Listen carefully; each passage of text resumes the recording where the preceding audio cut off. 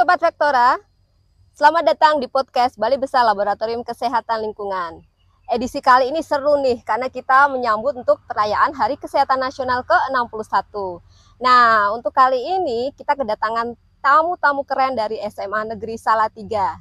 Untuk spesial, kita mau membahas tentang penyakit yang ditularkan oleh nyamuk dari kakak-kakak ini. Nah, supaya kita lebih akrab, kenalan dulu sama kakak-kakak semua. Nah, ini ada 3 kakak-kakak. Boleh kenalan, sebutin namanya, kelasnya, sekolahnya mana, dan hewan apa yang paling nggak disukai gitu. Oke, boleh dari ujung deh. Silakan. Baik, izin memperkenalkan diri. Nama saya Anindya Putri Aprilia. Saat ini saya duduk di kelas 11-6 di SMA Negeri 3 Kota Salatiga. Dan hewan yang paling tidak saya sukai itu kecoa. Panggilannya siapa? Saya panggilannya Anin. Kak Anin. Oke, keren. Ayo lanjut.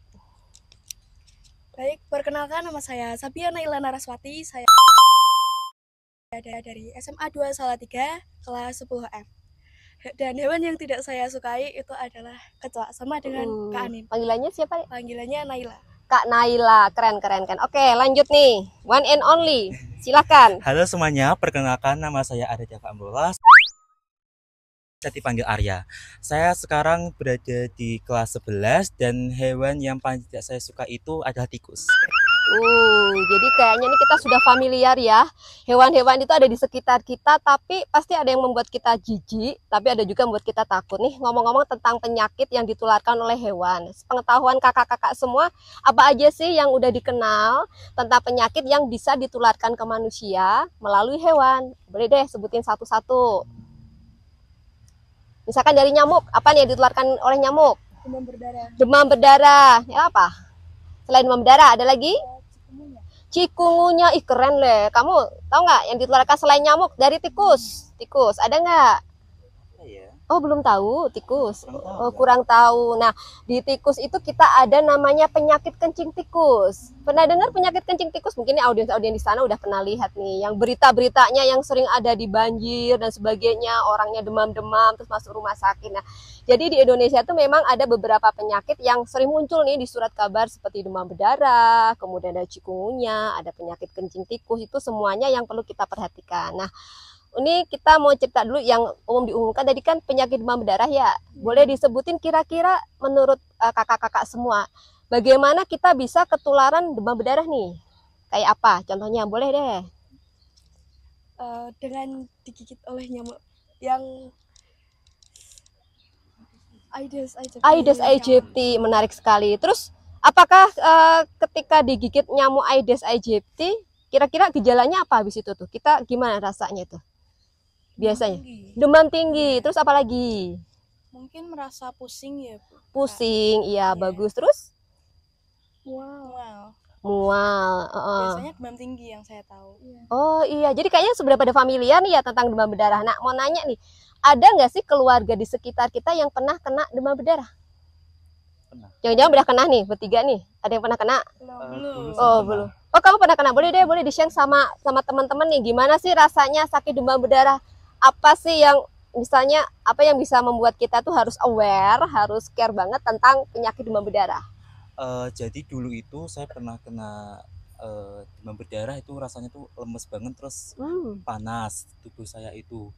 Terus muncul bintik-bintik merah gitu, dan ya gimana ya rasanya, kayak nggak kuat aja gitu, kalau mau tangan aja kayak susah gitu rasanya. Oh gitu. Itu waktu awal tuh merasa nggak pernah kepikiran kira-kira emang kena demam berdarah, kepikiran nggak ini? Apa kira-kira hanya demam biasa gitu tuh? Awalnya saya pikir kayak demam biasa aja. Oh, hanya demam biasa Terus gitu. setelah dicek ke dokter, terus ternyata ada gejala demam berdarah gitu. Oh, sempat masuk rumah sakit? Oh, nggak sempat, kayak masuk di klinik sekitar aja ya. Oh, klinik. Jadi gimana rasanya kalau habis sakit gitu? Rasanya kayak nggak kuat gitu. Oh, nggak kuat. Aduh, Iya. ini teman-teman kayaknya tuh ternyata demam berdarah tuh nggak main-main ya. Jadi karena di awal itu kita nggak kerasa kalau demam pada umumnya ya, gejalanya ternyata nggak spesifik, tapi tiba-tiba ternyata udah diperiksa, kaget pasti ya kena demam berdarah. Oke, pernah ada pengalaman saudara juga yang kena demam berdarah? Saya tidak ada. Boleh pakai? Saya. Oh, gimana? Boleh cerita ini? Ini kan dia diri sendiri nih. Nah, gimana nih perasaan sebagai teman yang merasa temannya juga sakit gitu, boleh diceritain ke audiens nih. Oke, kebetulan saat saya kelas 8 SMP itu teman saya ada yang kena gejala DB. Teman saya ini masuk rumah sakit. Ternyata setelah dicek kondisinya mungkin ada bawaan penyakit lainnya. Jadi dia memang masuk ICU, Kak. Wow, Dia jadi sampai tampaknya bisa serius ya, demam Iya. berdarah ya, ya Allah. Ya terus lanjut deh. Setelah itu kami kan sekelas menjenguk teman saya ini. Namun sore harinya teman saya ini dinyatakan meninggal, Kak. Innalillahi wa inna ilaihi raji'un. Aduh, ini teman-teman, jadi tampaknya tuh demam berdarah ini ya harus kita perhatikan benar-benar kan, dari ini ada masih usia sekolah ya, ya kan, dimana yang ternyata spektrum gejalanya dari yang terasa ringan tanpa perlu ke rumah sakit, ternyata ada juga yang tiba-tiba harus masuk ICU, kemudian akhirnya meninggal dunia. Oke, nah ada nggak pengalaman juga nih Kak, teman-teman ya, gimana, boleh diceritain, beda lagi nggak pengalamannya atau sama dengan berdua ini? Jadi dulu itu saat awal-awal kelas 10 ini saya kan punya paman. Nah, paman saya tuh awalnya hanya sakit demam biasa. Tapi ternyata waktu dicek kan ke puskesmas Tengaran, saya kan dari Iya. Tengaran kabupaten. Nah, itu tuh dia sakit demam berdarah. Dan itu tuh dia benar-benar lemas, seperti mukanya tuh pucet banget seperti orang yang Pucat gitu ya. ya. Terus dia tuh mual-mual terus, makanya saya tadi menyebutkan ceritanya mual-mual gitu. Terus habis itu dia tuh benar-benar mau duduk pun susah, jadi dia hanya bisa berbaring saja. Itu berapa hari dari proses demam sampai tidak bisa duduk? Seminggu, 2 minggu. Iya, Oh, ya, cukup cepat lama. sekali ya, cukup lama. Jadi kadang kita nggak sadar ya waktu prosesnya penyakitnya Iya, betul. dengan gejala awal yang sangat umum tiba-tiba jadi serius. Terus sekarang sudah sembuh kah? Alhamdulillah sudah Alhamdulillah. sehat. Jadi kuncinya ke pelayanan kesehatan tepat waktu ya, supaya untuk penyakitnya itu tidak memburuk kembali. Oke, ini kita udah bicara tentang gejala klinisnya nih teman-teman.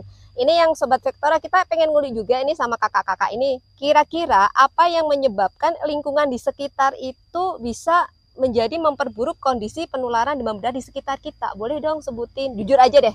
Kira-kira menurut kalian di sekolah apa di rumah ada nggak sih lingkungan kayak gitu yang bikin kita itu berpotensi untuk tertular penyakit demam berdarah? Boleh satu-satu. Menurut saya sampah yang menumpuk. Sampah yang menumpuk yang seperti apa? Boleh dong dijelasin ke Sobat Vektora nih.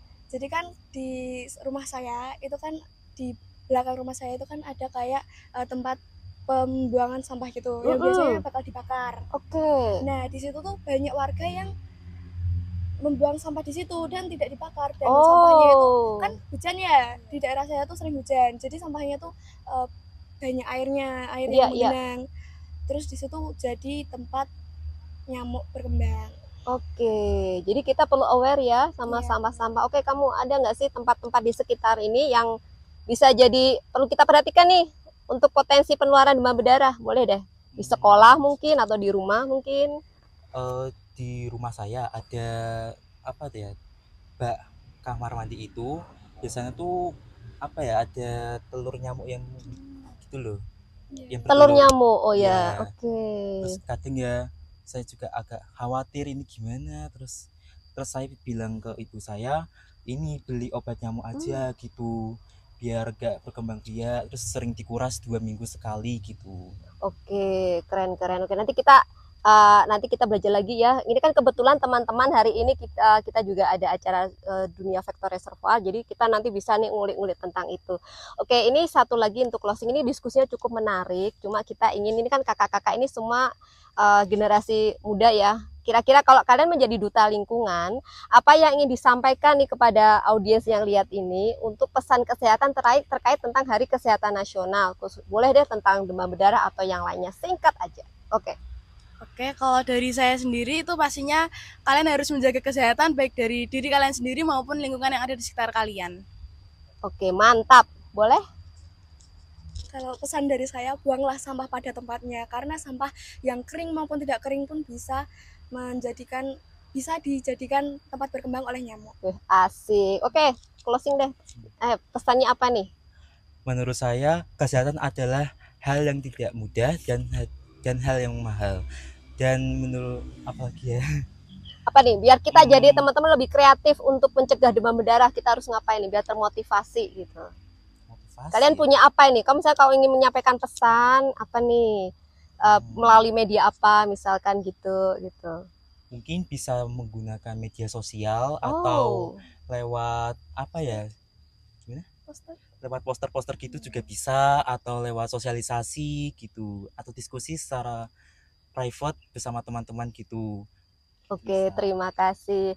Oke, Sobat Vektora, diskusi hari ini mantep banget. Tamu-tamu kita keren-keren semua. Ini kita tuh bisa lihat ya, ternyata ini kakak-kakak ini pengetahuan cukup luas loh tentang penyakit demam berdarah juga. Terus bisa ceritain pengalamannya ya. Semoga dengan melihat konten ini, teman-teman Sobat Vektora semua bisa terinspirasi dan semua bisa memanfaatkan untuk menjaga lingkungan, mencegah demam berdarah supaya kesehatan kita jadi lebih oke. Oke, kita say goodbye dulu sama teman-teman Sobat Vektora dengan closing salam sehat.